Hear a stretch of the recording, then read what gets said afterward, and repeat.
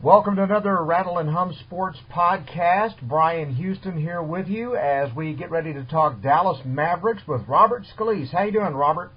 I'm well, Bryan. Thanks. How about you? Doing great. Thank you very much. Looking forward to doing this on a regular basis, although the season is just about over.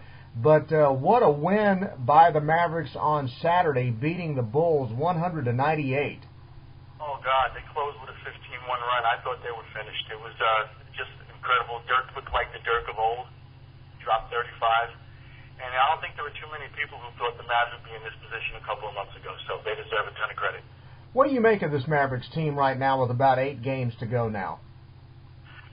I think they've really started to gel. It's taken them a while. Obviously, they were without Dirk for 2 months. O.J. Mayo has really stepped up, although he's been playing a little tentatively since Dirk came back. But again, they're in this position, and I didn't think they'd be in this position, to be quite honest with you. They have a shot if they get in. I can't expect them to do a whole lot if they get in. I don't think anyone expects them to knock off San Antonio or OKC, but just being in position to make the playoffs, I think they should be commended. Dirk Nowitzki had one of his best games of the year yesterday. Talk a little bit about his performance down the stretch. Oh, he was incredible. I mean, it was shades of 2011 for me. He just, that's what Dirk does. Dirk is a game closer. He's one of the few legitimate game closers that the league has today. And he just stepped up and knocked down every shot that he needed to. And that's what Dirk Nowitzki does.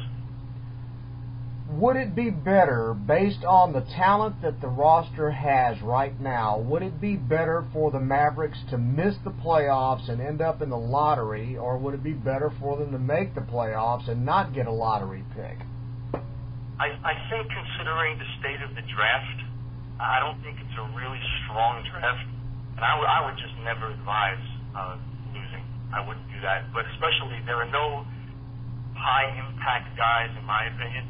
So I don't think not trying to get in the playoffs would be an option. I think you got to go and try to make this season as successful as you can, and making the playoffs would do that. Again, I know we've got a few games left before this season is over. They've got a huge ball game on Tuesday with the Lakers. How do you see that shaping up? I mean, look, I think the way the Mavs have been playing, I definitely give them a shot to win that game. And they really have to win that game. I think it's a must-win if they expect to get in. So I definitely think they have a great shot to do it. Brandon Wright has really stepped up. That's one of the really nice surprises of this basketball team, is finding guys like him and O.J. Mayo that you just didn't know what you had and how they would perform, particularly in such a challenging year when you just didn't know if the Mavericks were going to be able to make a run in the playoffs. Who else of this team right now, and looking at this roster, who have been the pleasant surprises as far as you're concerned? I think Jay Crowder has been incredible. He kind of reminds me a little bit of Kenneth Faried, not quite as explosive, but he really comes off the bench and gives the Mavs a lot of energy and activity, goes after loose balls, plays good D, and he'll knock down the three. He's been a real find for the Mavs. And talk about Brandon Wright's performance here, especially the last few weeks. I'll tell you, he's come out of nowhere. I didn't see this coming at all. He's been exceptional off the bench, giving the Mavs a big body. He's energetic. He follows his own shots that he misses. He's tough on the boards. He scores in the paint. He's been a very, very pleasant surprise. I didn't expect this at all. And then the toughness of O.J. Mayo, who's got the sprained shoulder right now. He couldn't buy a bucket on Saturday against the Bulls, but then Rick Carlisle still praised him for all the other things he did in this ball game.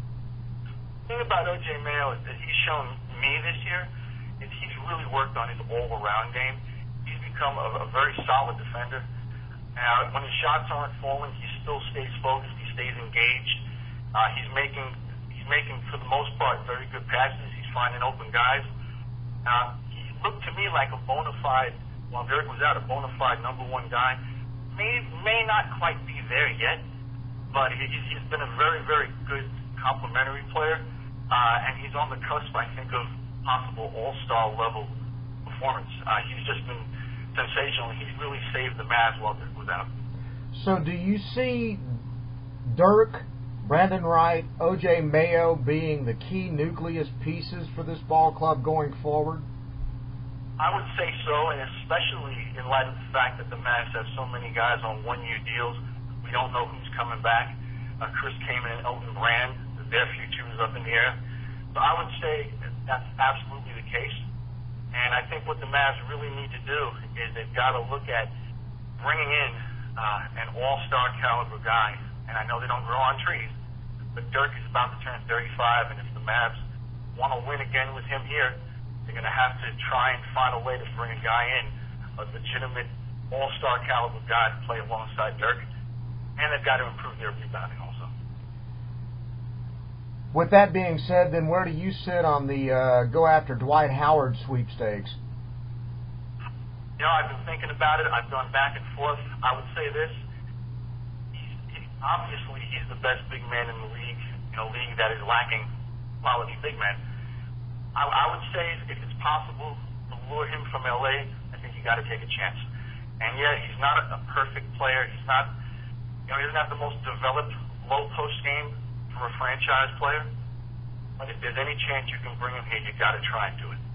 The only thing that bothers me about this, and I realize you're the writer and you're the guy with the opinions, but I'm going to give mine once in a while on these podcasts. I'm just concerned about him being a cancer in the clubhouse and destroying, really good chemistry that the Mavericks have right now. I think some of that stuff is a little overblown. Yeah, does he joke around a lot? Does he have a little bit of a laid-back demeanor, or maybe not quite as intense as you'd like? Yes, I can see that.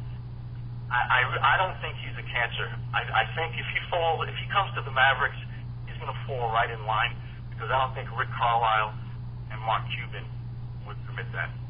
The other thing that I've talked to a number of people over the years about is the amazing lack of ability of teams in the Dallas-Fort Worth market in any sport to be able to bring in top-drawer free agents. For whatever reason, these guys look at Dallas as a place where you settle if you can't go to one of the East or West Coast, glamour places. Exactly. And that's why I don't see, when it's all said and done, this guy coming to Dallas either. There's something about the area. I think they don't understand that this is a major market area. I agree with you. That is definitely the perception. And I don't know that the odds are great that it's possible to bring Dwight here, especially because he loves L.A. from what I've heard. If it's possible, I think you got to try. But again, I wouldn't bet the house on it. I agree with you. That perception definitely exists. So that means you got to build from within. You got to build from the draft. You've got to be very judicious with your free agent signings. You've got to be smart. You've got to be able to find diamonds in the rough, I would think.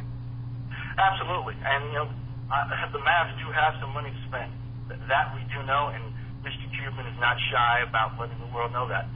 And yeah, they do need to see what's available in the draft, and they've got to try and get a big time guy to go alongside Dirk.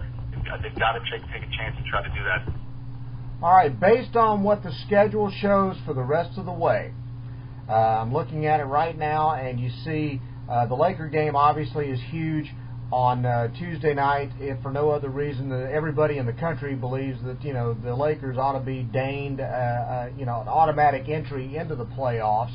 But when you look at the rest of the schedule, what do you think are the realistic chances of the Mavericks being able to do enough to get in the playoffs as they sit here, as we speak right now, one game under 500?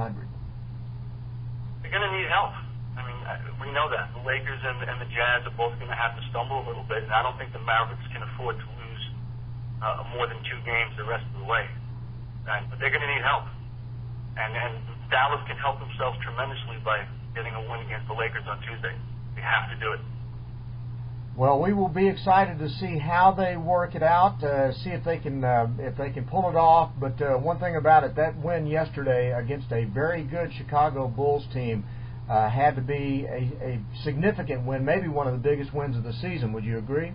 Absolutely. That might have been their most impressive crunch time performance. In fact, I think it is their most impressive crunch time performance of the year, without question. Absolutely. All right. Am I leaving anything out that I haven't asked you about? Anything you want to add? I think we've covered just about all the majors. Outstanding. Well, Robert, we're looking forward to talking to you on a regular basis, and we hope that we'll be talking to you, for an extended amount of time, should the Mavericks do the unthinkable and actually pull the playoffs out of this crazy season that they've been involved in.